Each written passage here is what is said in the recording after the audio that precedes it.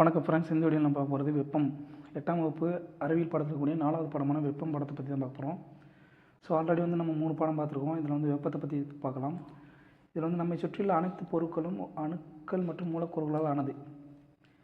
இந்த எக்ஸாக்டாக இந்த பாயிண்ட் ரயில்வே எக்ஸாமில் இப்போ ஏஎல்பி எக்ஸாம் கேட்டிருந்தாங்க. நம்மை சுற்றியுள்ள அனைத்து பொருட்களும் அணுக்கள் மற்றும் மூலக்கூறுகளால் ஆனவை. இது இல்லை. இந்த அணுக்கள் மற்றும் மூலக்கூறுகள் எப்பொழுதும் அதிர்வுறும் இயக்கத்திலேயே உள்ளன. இந்த கேள்வி கேட்டிருந்தாங்க. என்ன இயக்கத்தில் இருக்கின்றன? அதிர்வுறும் இயக்கத்தில், கைனெட்டிக் எனர்ஜின்னு சொல்லி ஆங்கிலத்தில் சொல்லுவாங்க. அதிர்வுறும் இயக்கத்திலே உள்ளன. அதனால் இவை ஒரு வகை ஆற்றலை பெற்றுள்ளன. அதுவே வெப்ப ஆற்றல் எனப்படும்.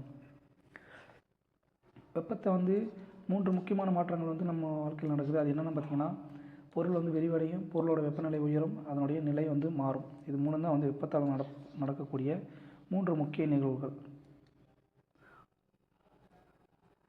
அடுத்ததாக பொருளை இப்போ வெப்பப்படுத்துகிறோம். வெப்பப்படுத்தினா என்ன நடக்கும்? திடப்பொருட்களை வெப்பப்படுத்தும் போது அவை விரிவடையும். இந்த விரிவு திரவ மற்றும் வாயுக்குள்ள ஏற்படும். ஆனால் வாயுக்களில் தான் ரொம்ப அதிகமாக இருக்கும். ஸோ ஒரு பொருளை வெப்பப்படுத்தணும் அப்படின்னா அது விரிவடையும்.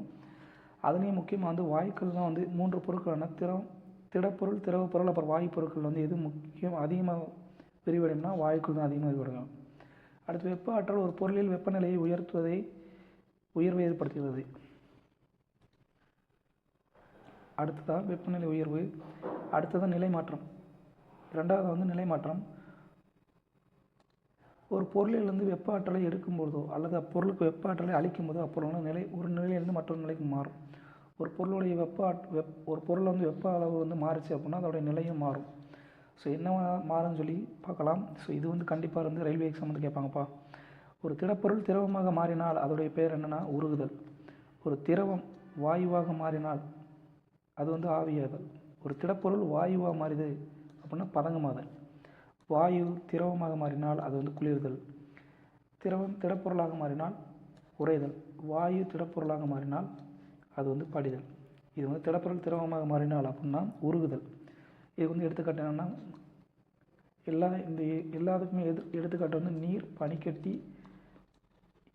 இதை வச்சு நீங்கள் எடுத்துக்காட்டு பார்த்துக்கலாம். உருகுதல்னா லிக்விஃபிகேஷன். ஆவியாதல்னா ஆங்கிலத்தில். பதங்கமாதல் அப்படின்னா சப்ளிமேஷன்.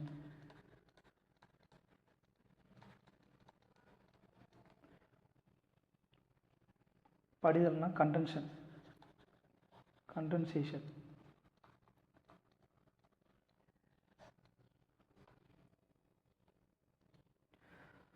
அடுத்ததாக வெப்ப பரிமாற்றம்.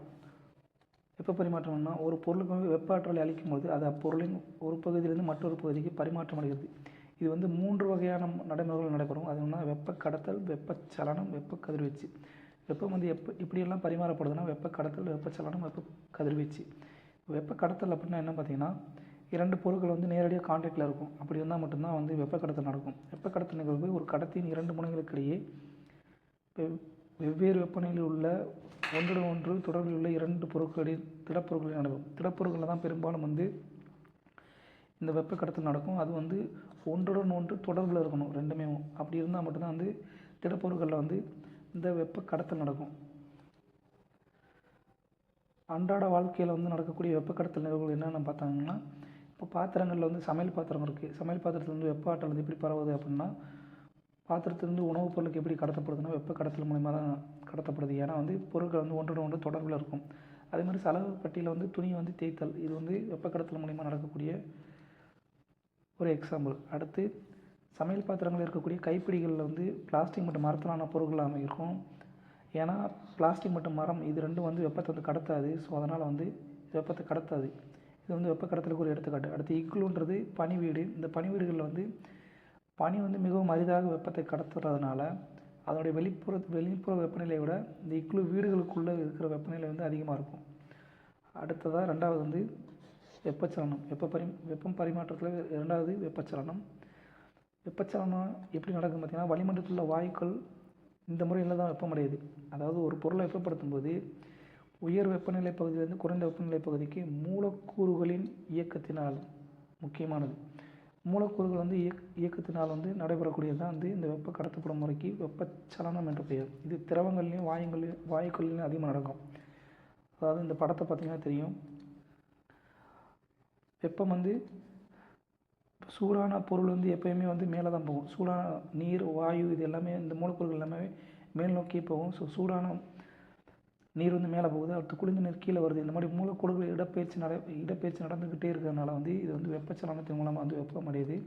வெப்பச்சலனத்தினால அன்றாட வாழ்க்கையில் நடக்கக்கூடிய நிகழ்வுகள் என்னென்னு பார்த்தீங்கன்னா, நிலக்காற்று, கடற்காற்று, லேண்ட் ப்ரீஸ், சீ ப்ரீஸ்ன்னு சொல்லுவோம் இல்லையா, லேண்ட் ப்ரீஸ், சீ ப்ரீஸ்,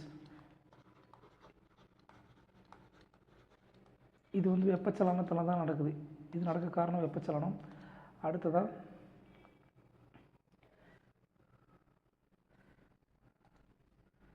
காற்று வந்து ஒரு இடத்துலேருந்து மற்ற இடத்துக்கு இடம்பெயர காரணம் வெப்பச்சலனம். அடுத்து வெப்பச்சலனம் வந்து வெப்பக்காற்று பலன்கள் வந்து பலூன் மேலே உயர காரணம் வந்து வெப்பச்சலனம் தான். குளிர்சாதன பெட்டியில் வந்து குளிர்ந்த காற்று கீழ் நோக்கி இடம்பெயர்ந்து, குளிர்ந்த பொருட்கள் எப்பவுமே கீழ் நோக்கி இடம்பெயரும். சூடான காற்றை வெப்பச்சலனம் மூலம் இடப்பெயர்ச்சி செய்கிறது. அடுத்து வெப்ப கதிர்வீச்சுனா என்ன பார்த்துக்கலாம். வெப்ப கதிர்வீச்சுனா என்ன பார்த்தீங்கன்னா, திடப்பொருட்களில் வெப்ப கடத்தல் மூலமாகவும் திரவம் மற்றும் வாயுக்களில் வெப்பச்சலனம் மூலமாகவும் வெப்ப ஆற்றல் பரவுகிறது. ஆனால் வெற்றிடத்தில் எப்படி பரவுது அப்படின்னா வெப்ப கதிர்வீச்சு மூலமாக தான் பயன்படுது.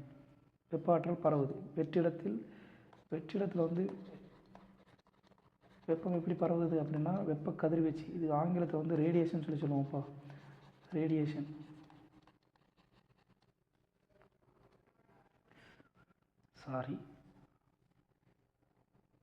அடுத்து சூரியனிலிருந்து வெளிப்படும் வெப்ப ஆற்றல் வெப்ப கதிர்வீச்சு மூலமாகவே பரவுகின்றன. சூரியனிலிருந்து வெளிப்படும் வெப்ப ஆற்றல் வந்து பூமிக்கு எப்படி வருதுன்னா வெப்ப கதிர்வீச்சு மூலமாக தான் வருது.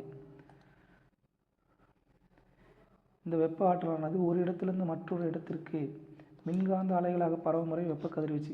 சூரியன்லேருந்து பூமிக்கு இடையில் இருக்கக்கூடிய அந்த வெற்றிடத்தை வந்து வெப்ப கதிர்வீச்சு மூலிமா வந்து வெப்பம் வந்து கடக்குது.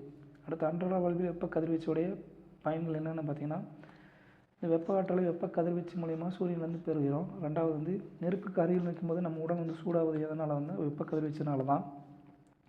கருப்பு நிறமுடைய பொருட்கள் வந்து வெப்பத்தை வந்து அதிகமாக உள்வாங்கும். இதுக்கு காரணமும் இந்த வெப்ப கதிர்வீச்சு தான். அடுத்து வெண்மை நிற பொருட்கள் வந்து வெப்பத்தை வந்து உள்வாங்காது. ஏன்னா இதுக்கும் காரணம் வெப்ப கதிர்வீச்சு தான் வந்து எதிரொலிக்கும் வெண்மை நிறங்கள். அடுத்து வெப்ப கதிர்வீச்சு வந்து நம்மளுடைய கண்களால் வந்து இயல்பாக காண முடியும். அது எப்போ பார்த்தீங்கன்னா, அந்த பொருள் வந்து 500 டிகிரி செல்சியஸ்க்கு வந்து ஹீட் பண்ணும்போது அதில் வந்து கதிர்வீச்சு வந்து வெளிப்படும். அது வந்து சிகப்பு நிறத்தில் இருக்கும். ஸோ இரும்பு ஆலைகள் வந்து இரும்பு வந்து உருக்கி கொண்டு வரும்போது அது ஏன் சிகப்பு நிறத்தில் இருக்குன்னா, அதோடைய செல்சியஸ் அதிகமாக இருக்கும் வெப்பநிலை, அதனால் வந்து சிவப்பு நிறத்தில் வந்து இருக்குது. இது வந்து இறுதியாக வந்து எந்த நிலைக்கு மாறும் அப்படின்னா வெள்ளை நிறத்தில் மாறும். உயர்ந்த வெப்பநிலை வந்து வெள்ளை நிறத்தில் வந்து மாறும். அடுத்து வெப்பத்தின் அலகு ஆற்றலின் அலகு வந்து ஆற்றலின் எஸ்ஐ அலகு வந்து ஜூல். இது ரொம்ப ரொம்ப இம்பார்ட்டன்ட். எனவே வெப்பத்தை வந்து ஜூல்ன்ற அலகால் குறிப்பிடலாம். அடுத்து ஒரு கலோரி அப்படின்னா ஒரு கலோரின்றது 4.189 ஜூலு. ஸோ ஒரு கிலோ கலோரினா எவ்வளோன்னு பார்த்தீங்கன்னா 4200 ஜூல். ஸோ இவ்வளோ தான் ஃப்ரெண்ட்ஸ். நீரின் தன்வெப்ப ஏற்புத்திறன் இது வந்து ரொம்ப முக்கியமானது. பிற பொருட்களை விட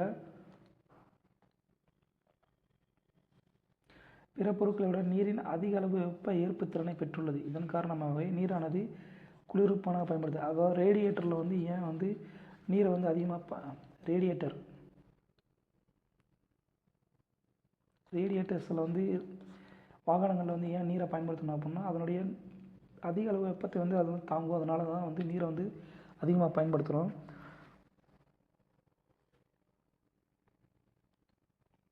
அடுத்ததாக கொஷின்ஸ் மட்டும் பார்த்துடலாம். அதை தாண்டி வேறு எதுவும் இந்த பாடத்தில் வந்து ரொம்ப முக்கியமானதெல்லாம் எதுவும் இல்லை.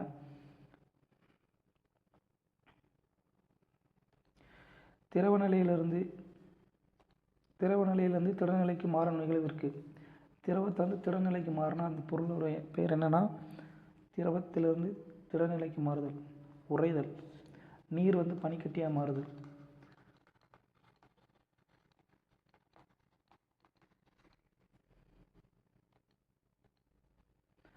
அடுத்ததாக வெப்ப கடத்தல் முறையில் வெப்ப ஆற்றல் பரிமாற்றம் டேஸில் நடைபெறும். வெப்ப கடத்தல் எங்கே நடக்கும்? திடப்பொருளில் தான் நடக்கும். ஸோ இவ்வளோ தான் ஃப்ரெண்ட்ஸ்.